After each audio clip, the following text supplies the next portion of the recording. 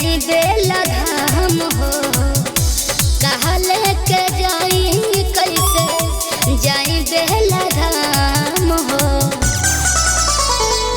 नरियर चुनरिया लेके जाई रानी और जिला गई रानी हो। नरियर चुनरिया लेके जाई रानी और जिला गई रानी हो।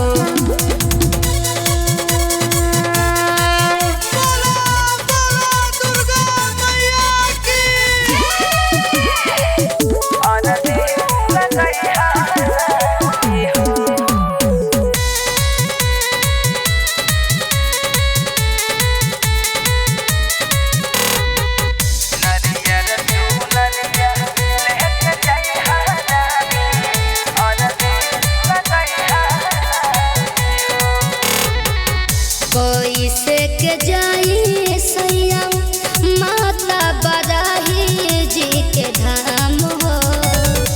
कोटी से रानीगंज तक लागल बा बड़ा भारी जाम हो।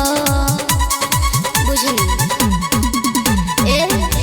कोई से के जाई सैया माता बराही जी के धाम हो। कोटी से रानीगंज तक लागल बा बड़ा भारी जाम हो। कृपा हो जाई जहिया चली जही बुधाम हो। अच्छा बन जाई तो हर सभे बिगड़ल काम हो। कुछ नहीं खे पास असरा बहानी लगवले हो। कुछ नहीं खे पास असरा बहानी लगवले हो। नरियल चुनरिया लेके जाई रानी और जिला गई रानी हो। नरियल चुनरिया लेके जाई रानी और जिला गई रानी हो। बोला बोला बेल्हा माई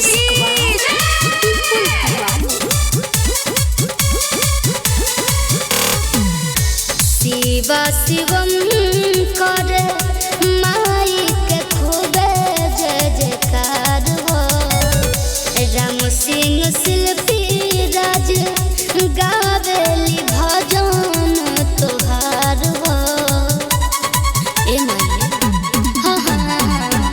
शिवा शिवम करे माई के खूबे जय जयकार हो। राम सिंह शिल्पी राज गावेली भजन तोहार हो। सुख सोमवार लागे भीड़ बड़ी भारी उनके कृपा से जग में पहली हो जियारी। नहव दिन ललसा कलसा अंगना में धरवनी हो। नव दिन ललसा कलसा अंगना में धरवनी हो। नरियल चुनरिया लेके जाई रानी और जिला गई रानी हो। नरियल चुनरिया लेके जाई